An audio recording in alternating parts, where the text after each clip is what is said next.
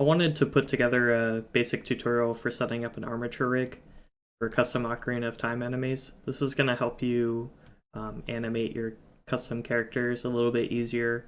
You don't have to modify the rotations of every single bone every time you want to move something. So as you can see here, we have a fully custom animation with a fully custom actor. And each part of the actor you can move kind of independently, and this will help speed up the process of animating anything that you might want to make. So I've gone ahead and removed the previous armature that I had on the model, as well as the vertex groups that we had split the model up into. And we're going to go ahead and add them all back so you can see what the process looks like. So in object mode, how you add an armature, so Shift A, and you'll click Add Armature. One thing to note about armatures is that each armature can only have one root bone.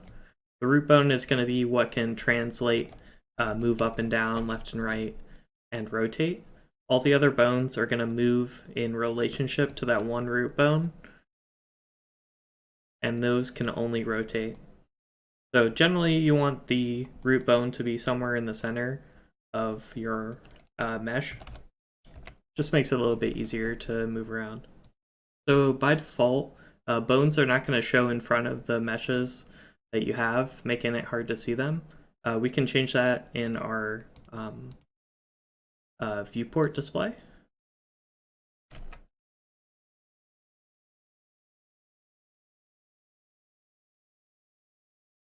To change it so that it'll show in front of any of the objects that we have. You can also make it show names, though it's not my preference. Display them as sticks or however you would like them to appear. You can even do custom displays if you want to do something different. But I'm not going to go over that in this. So we have our main bone here. We're not going to do anything with it right now. We're just going to go ahead and add some bones for our arms and our legs, as well as the neck and the head. So bones work in the same way as anything else in Blender. You can snap them, move them around. You can change how big the tail is and the positions. So I'm just going to go ahead and add some basic bones for the skeleton rig, and we'll be right back. So we're back. I've gone ahead and added bones for all the different limbs that I think I'll want to modify. They're all going to be unnamed to start with, but we're going to go ahead and start to name them. In this case, the main bone here we can just call root. We can call this top bone neck. This little bone in here, I've separated it out for the head. And then this small bone here, we're going to adjust the jaw.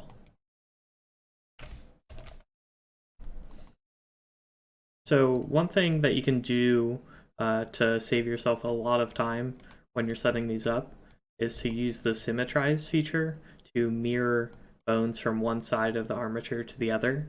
So we're going to go ahead and set these up so that we can do that in the future. So in this case, we'll just call this arm.l, forearm.l, and then hand.l. And so what's going to happen is that since this is on his left side, when we copy it over with symmetrize, it's going to make the same bone in the opposite position and name it arm.r and forearm.r, hand.r, etc. And we'll do the same thing here for the legs.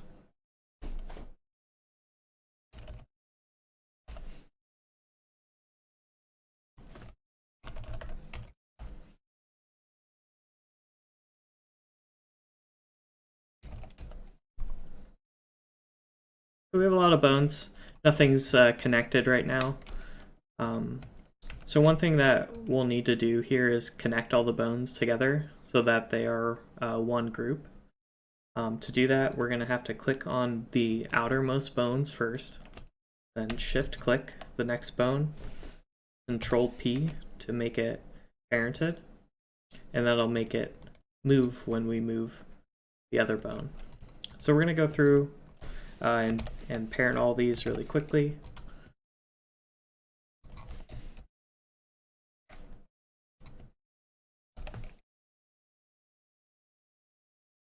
If you ever have a bone that's not connected directly, you'll do the same thing here, but instead of connected, we'll keep the offset.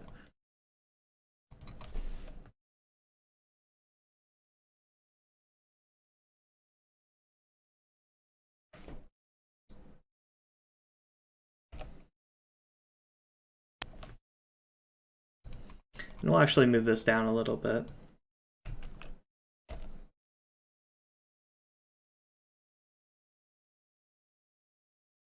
Just to kind of have it centered with the arm.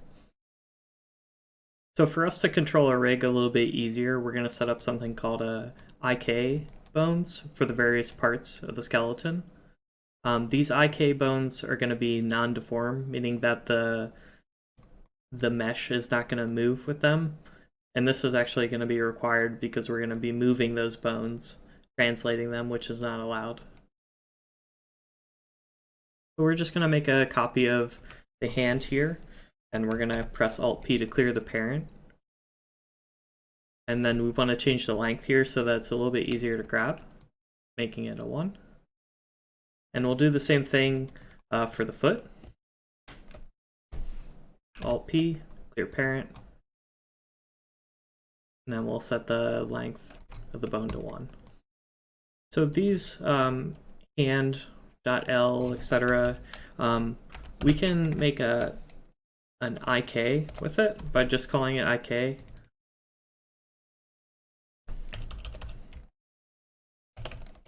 These new IKs are going to need something called a pole position. This is going to determine where the IK is actually going to bend towards. So if we have these two bones, we want it to bend outwards, for example. So we're just going to go ahead and add some extra bones to make that a little bit easier for ourselves. And they go in front of the direction that you want to move the IK towards. In this case, it'd be floating in the air between the shin. And we're going to just line it up with the shin by hiding the body really quickly and then moving it out. And we're just going to name this knee ik.l.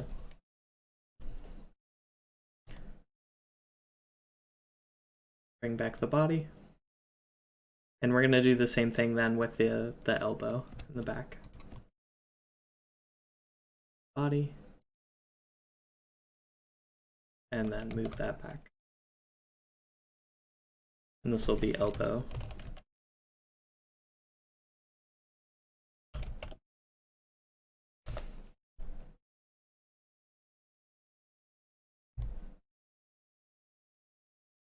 Okay, we'll bring that back. And then we can start setting up some of these different IKs. One thing that we can do to make keeping all these IKs synced up so that they're in one easily movable group is by doing something, making a dummy root here, which is going to align with the root of our actual character. So we'll name this dummy root. And then we'll make another root bone that's going to be our main control root. So we'll name this control root. And this we're going to set up to be level with the ground. So it'll just move down towards the ground.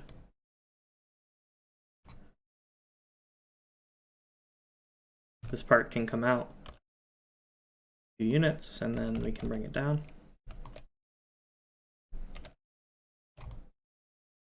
We can actually shrink it. I kind of like it to be in the center. It's a little bit easier to handle if it's sort of just a little bit further away from the body. It means we'll be able to grab it a lot easier. So that dummy root that we set up, we're going to go ahead and parent to our control root. This will make it so that it is going to move with our control root. So you can see everything's kind of moving. And we'll do the same thing with those separate IKs, except for the feet. Okay, we have all the bones that we're gonna need to set up our IKs. We're gonna go ahead and switch over to pose mode to be able to set up the bone constraints. This can only be done in pose mode for whatever reason. So we're gonna go over to the bone constraints tab and we're gonna add a new constraint here. And this is gonna be inverse kinematics. So the chain length will be 2. It'll move 2 things at once. And sometimes the position of the knee bend can get kind of messed up. So we're going to go ahead and set up our pull target as that knee.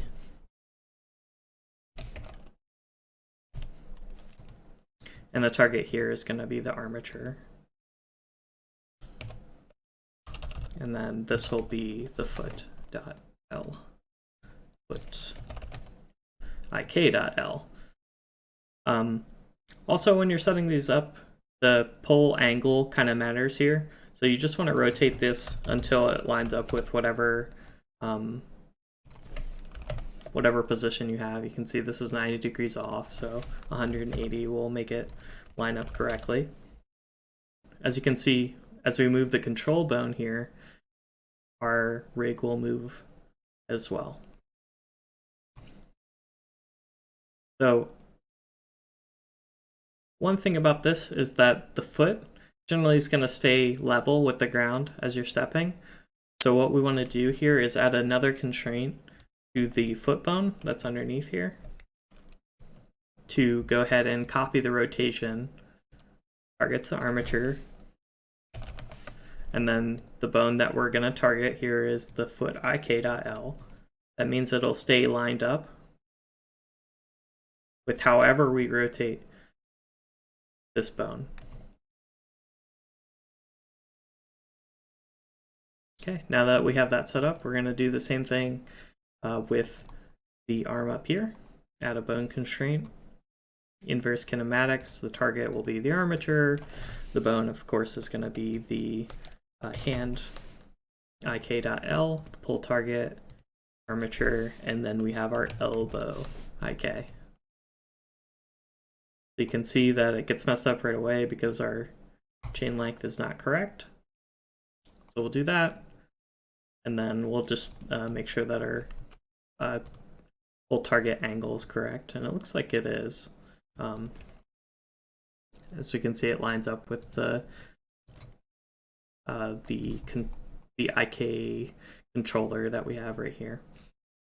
So we'll do the same thing that we did for locking the angle of the bone to our controller by adding another constraint, copy a rotation, target armature, and this will be our hand ik.l.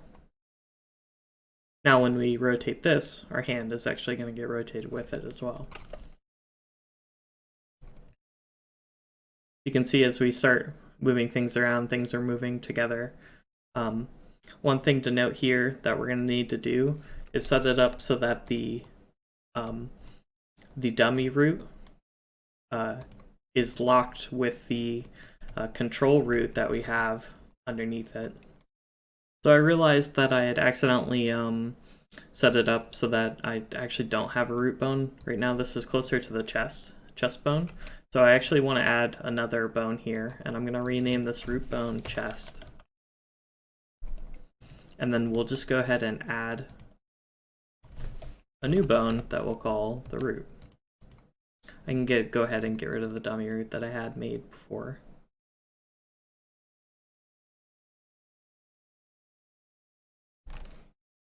Delete that bone. And then we can just kind of bring this up a little bit, because I actually just want this to control the main chest here at the top, versus the root, which I want to control the waist area.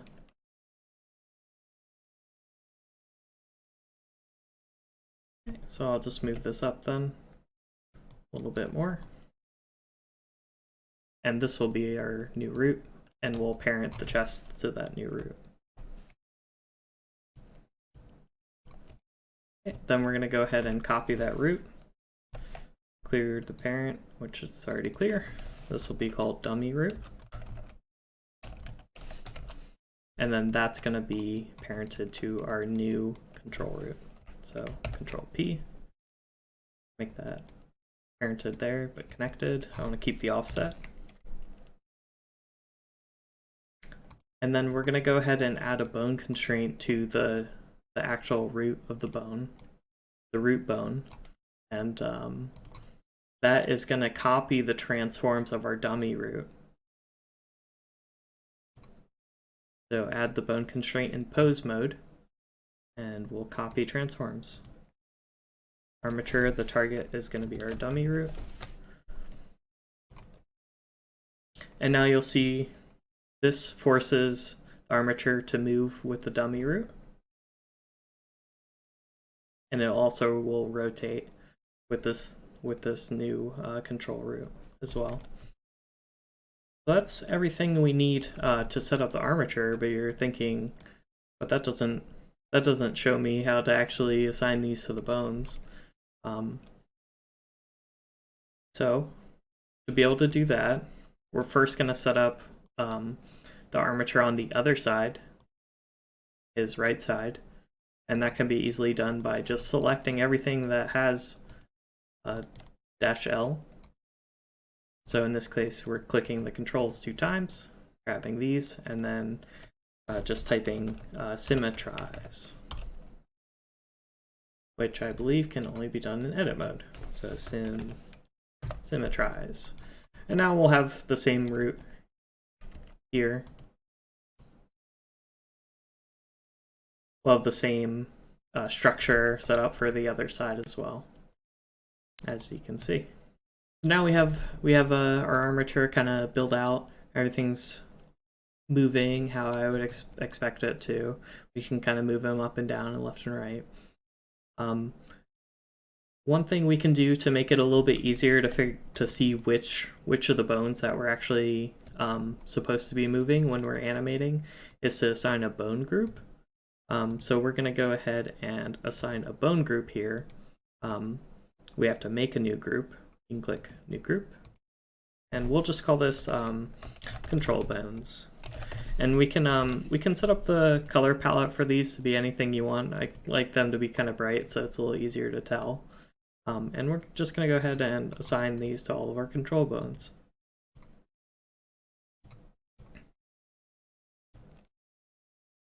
Okay. And then we can make a new group. We'll call it pole position. And we'll make this no black. We'll go ahead and assign some of these. Okay, now that we have all these set up, we're gonna need to make sure that all the bones are clicked off of deform. This is gonna make sure that these don't actually get translated to be used for movement of the meshes. So we need to make sure that all of these are checked off. They should not be deformed bones. Everything that we're moving to control the actual skeleton with.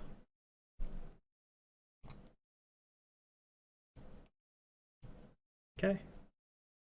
I think I've selected them all. There's just the dummy root here that I don't want to be deformed.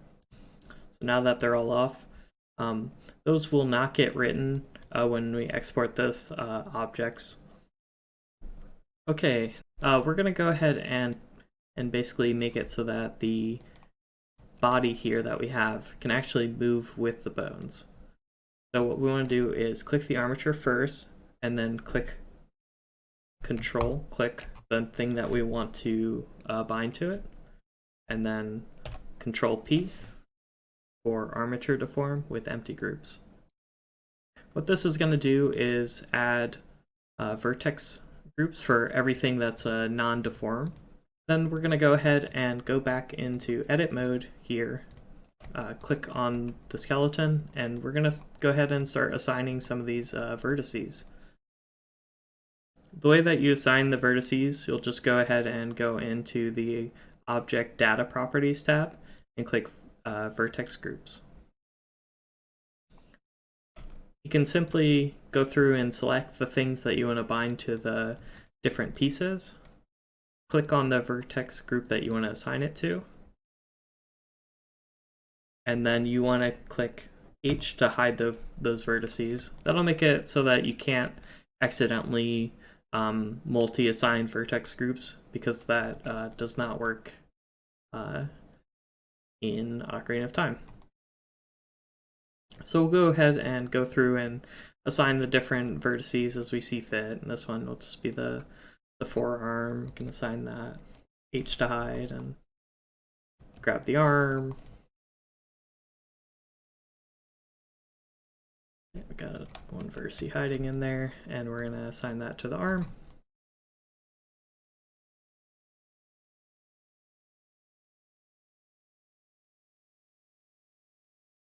Okay.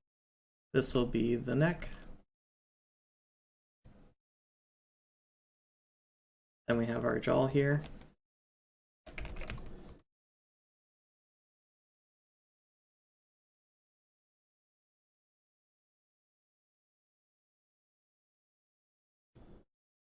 This will be assigned to the head.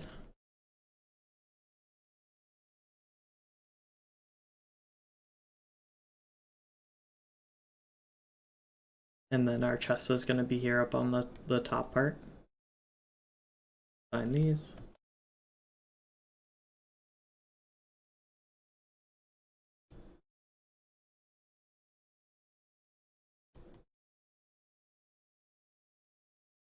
This will be assigned to our root.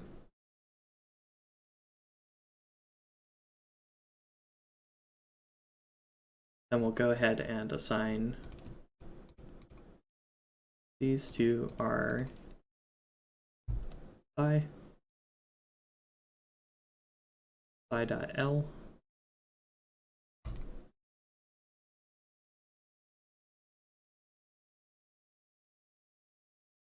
So I didn't hide there. I want to hide. And then I'll go ahead and add these.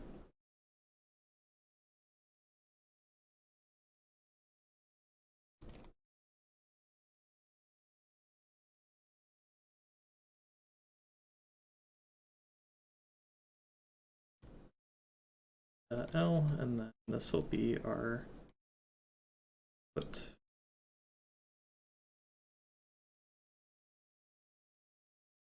When we have everything kind of assigned how we want it to, we can go ahead and press Alt-H to clear the hiding.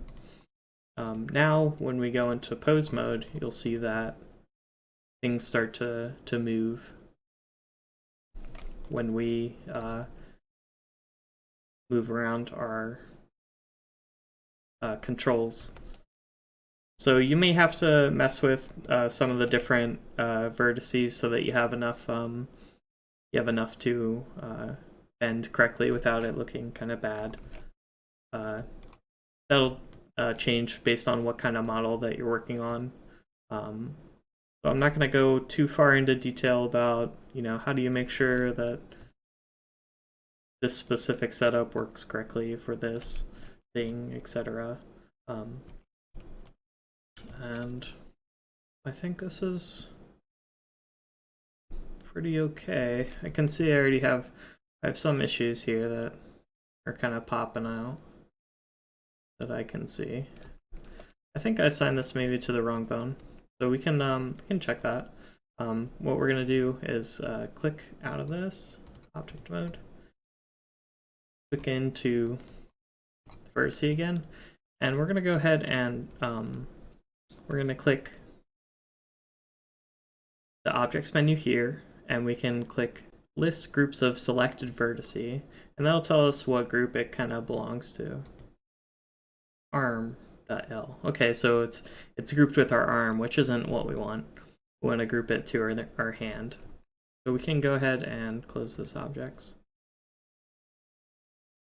Click arm.l and click select, and that'll select everything that we have in the arm. So what I want to do here to make this simple is just grab these vertices again. I think it was including all this stuff, right? I'll click remove from arm.l and I'll go ahead and assign those back to the hand. Check again in pose mode. Okay, that's looking a little bit better. You can see that I maybe have too many vertices set up in the wrong area, and we're getting some kind of weird behavior. But we can just go ahead and go back in and modify as we need to. Okay, we have a basic armature set up, and we have some other things that we would like to set up to the armature too, these eyes and the pauldrons and the sword. How do we do that? So we want to go ahead and add a modifier to each so that it knows that the armature is what it should be moving with. So to do that, we click Deform Armature, and the object is just going to be the armature. The vertex group, you want to go ahead and click on the Properties tab again, and then add the thing that you want it to move with. In this case, it would be hand.l. And we'll do the same thing with the other pieces as well. Deform armature, it's the armature. The vertex group here would just be the chest.